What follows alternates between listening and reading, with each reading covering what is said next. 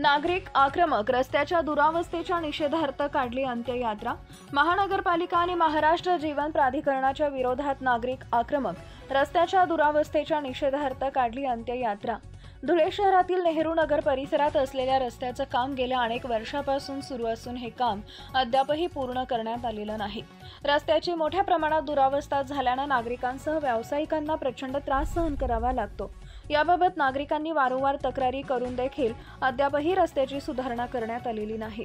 महाराष्ट्र जीवन प्राधिकरण आणि धुळे महानगरपालिका यांच्या माध्यमातून या रस्त्याचं काम सुरू करण्यात आले होते, मात्र रस्ता ठिकठिकाणी खोदून ठेवण्यात आल्याने नागरिकांना तसेच या भागातील व्यावसायिकांना प्रचंड त्रास सहन करावा लागत आहे। हे विशेष, रस्त्यावरती खोदण्यात आलेल्या खड्ड्यात पडून 2 जणांना आपला जीव देखील गमवावा लागला होता।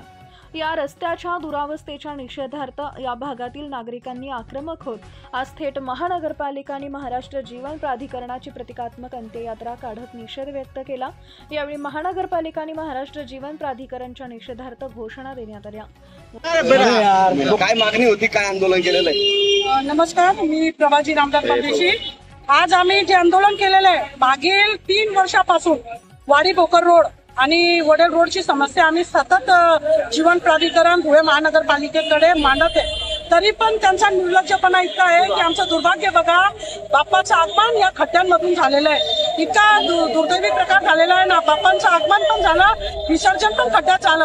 आणि या रोडातून सर्वात जास्त कॉलेजेस आणि हॉस्पिटल आहे। दिवस रात्र इथे कमीत कमी दिवसातून 25 ते 50 अँब्युलन्स जातात आणि अनेक लोकांचे जीव या रस्त्यावर गेलेले। 2 एम.एन. पटेलने जो टेंडर घेतलेला आहे मल निस्तारांचा, त्याच्यात 2 लोक गोरगरीब मजुरांचा मृत्यू झालेला आहे, तरी यांना लाजा वाटल्या नाही। आणि आम्हाला मागे 28/5/2025 रोजी जीवन प्राधिकरणने 27/5 आम्ही पोकलँडवर चढून आंदोलन केलं होतं, त्याच्यामुळे त्यांनी तेवढा उत्तरमुखीचा भाग बांधला। वास्तविक त्यांनी आम्हाला लिखित मध्ये सांगितलं होतं की हा रोड आम्ही करून देऊ।